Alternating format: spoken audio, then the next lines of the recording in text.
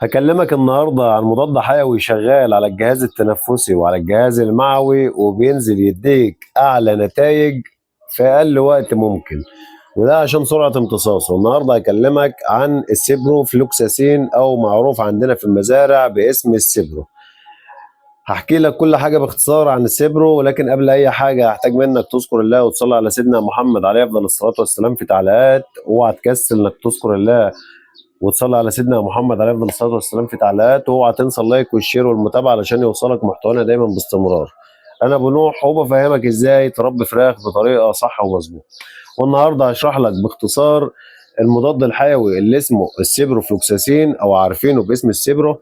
بنستخدمه امتى في المزارع وامتى ما ينفعش، او امتى ما ينفعش نستخدمه، وايه الاثار الجانبيه اللي ممكن تعود عليك لو استخدمته بطريقه غلط.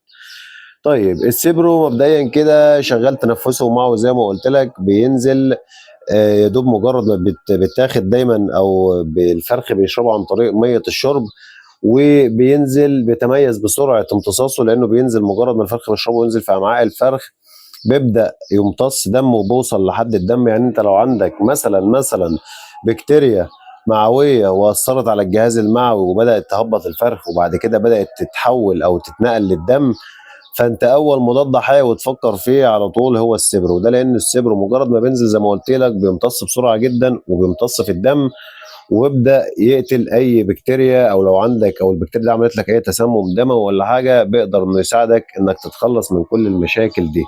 فهو من المضادات الحيويه الواسعه الطيف او واسعه المجال، وشغال على حاجات كتيره جدا. وعايزك تبقى فاهم برضو ان السبرو شغال بشري، ومن افضل المضادات الحيويه البشريه السبرو.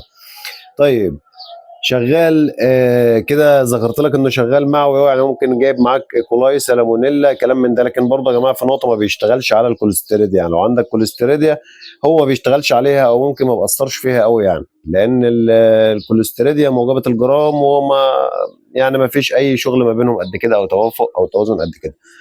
طيب السؤال بقى اللي الناس دايما بتحب تساله، شغال على الميكوبلازما؟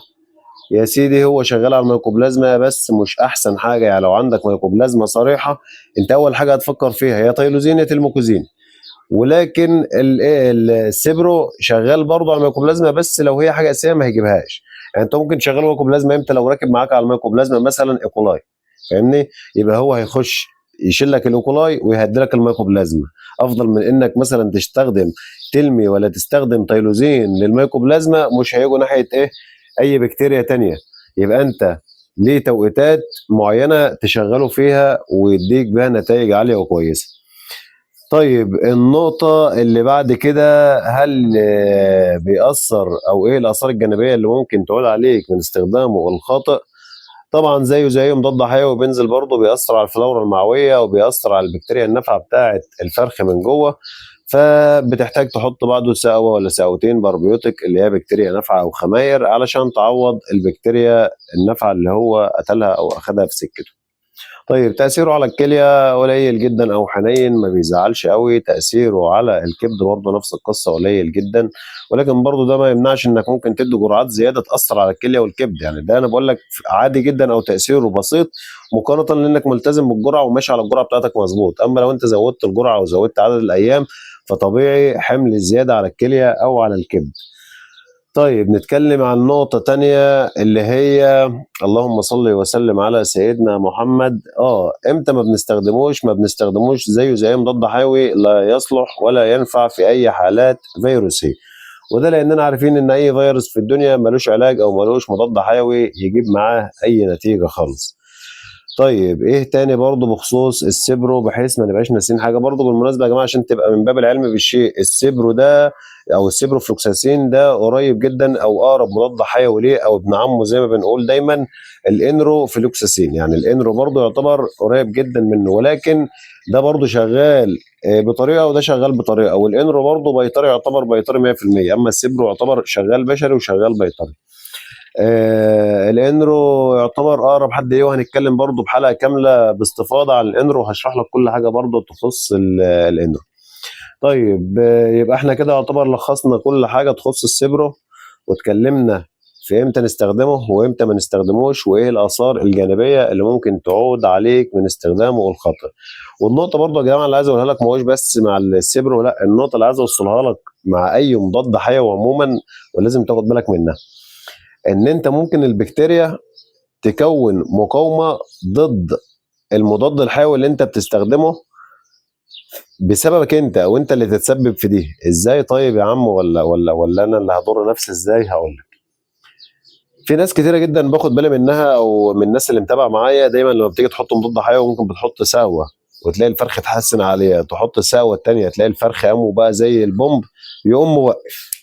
في اللحظه دي اللي انت وقفت فيها المضاد الحيوي بعد ما الفرخ اتحسن والفرخ لسه ما اخدش جرعته كامله، بتبدا البكتيريا اللي ما ماتتش تماما تبدا تحيا من تاني وتتكاثر من تاني، وتبدا انها تكون مناعات ضد او مقاومات ضد المضاد الحيوي، فتيجي البكتيريا تنشط معاك في وقت قصير خالص بعد ما وقفت العلاج بيومين 3 4 5، وتيجي تحط نفس العلاج تاني بقى، وفي دماغك اللي هيجيب النتيجه من اول سقوه، فتلاقيه اتحط زي قلته وما جابش معاك اي نتيجه خالص. فتتفاجئ بقى، طب العلاج ده باظ مني، طب العلاج ده انا سبته مكشوف، طب ما وقع على ميه حصل له حاجه. وفي النهايه انت السبب، لان انت اللي اديت فرصه للبكتيريا انها تعمل مقاومه عليه. انما انت لو كنت ماشي من الاول كملت جرعتك صح واديت الثلاث سقوات ولا الاربع خمس سقوات وقضيت على البكتيريا تماما، خلاص كانت البكتيريا دي مش هتقوم تاني ولا هتزعلك تاني. ولو قامت تاني بقى كنت هتحط لها المضاد الحيوي هو تاني كانت هتجيب نتيجه. اما اللي انت عملته ده غلط. يبقى انت تمشي او تلتزم بالجرعه بتاعتك مظبوط، وبرضه ما تقللش الجرعه. يعني لو جرعتك جرام حط جرام، بلاش تحط نص، لانك لو حطيت نص والنص ده ما قتلش البكتيريا كلها، النص التاني اللي ما اتقتلش او اللي ما ماتش هيبدا يعمل مقاومه ضدها برضه، يدخلك في نفس القصه وفي نفس الدوام. يعني شوف حاجات بسيطه خالص قد ايه ممكن انت تكون مفكرها سهله او عاديه او ما تاثرش، ولكن تضيع الدنيا وتضيع لك دورتك بالكامل. طيب برضو النقطة اللي الناس ممكن تسأل فيها بخصوص السبرو، ممكن حد يقول لي مثلا ايه رأيك لو استقبلت على السبرو طالما هو مضاد حيوي زي الفل كده، ومضاد حيوي واسع المجال وزي الفل وشغال على سالمونيلا وشغال على ايكولاي وشغال على ميكوبلازما وكل ده، فانا ممكن استقبل عليه. انا هقول لك هو ينفع عادي، مش هقول لك لا مش هينفع، هو ينفع عادي تستقبل عليه. ولكن انا من رايي مضاد حيوي قوي زي السبرو ليه تخسره في الاول كده وانت ممكن تحتاجه بعدين؟ فاهمني؟ يعني انت ممكن تستقبل على مضادات حيويه كتير جدا، وكل لما يكون انت عارف الكتكوت بتاعك جاي لك فيه ايه، كل ما تعرف هتشتغل بمضاد حيوي ايه، كل ما تريح دماغك وتبقى اشتغلت صح. لكن جاي لك كتكوت مجهول المصدر وانت مش عارف هو محمل ايه، فانت بتبقى عايز تدي كل المضادات الحيويه اللي تقتل كل البكتيريا اللي ممكن تكون جالك مع الكتكوت، وبالتالي انت بتعدم الكتكوت. يعني بتعدم سواء مناعات اميه بتعدمها، سواء الكليه بتلتهب وبتتبهدل، الكبد كذلك، فبتبدا انت تدمر الكتكوت من جوه. يبقى انا من رايي الانرو بلاش نستخدمه استقبال، ونستخدمه في التوقيت الصح اللي نحتاجه فيه. يعتبر كده لخصنا كل حاجه. اسف معلش اقصد السبر. يعتبر كده لخصنا كل حاجه، معلش هم اولاد عم ونفس الشغله وقريبين من بعض، ف... فبيحصل لبس كده ما بين السبر والانرو.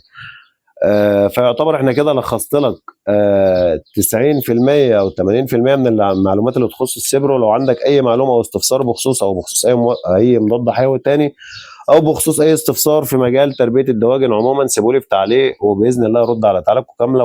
ولو وصلت لحد نهايه الفيديو هنا، اوعى تنسى تذكر الله وتصلي على سيدنا محمد عليه افضل الصلاه والسلام، والمتابعه والشير واللايك علشان يوصلك محتوانا دايما باستمرار. واستنوني كل يوم في فيديو جديد ومعلومه جديده. اخوكم ابو نوح، والسلام عليكم ورحمه الله وبركاته.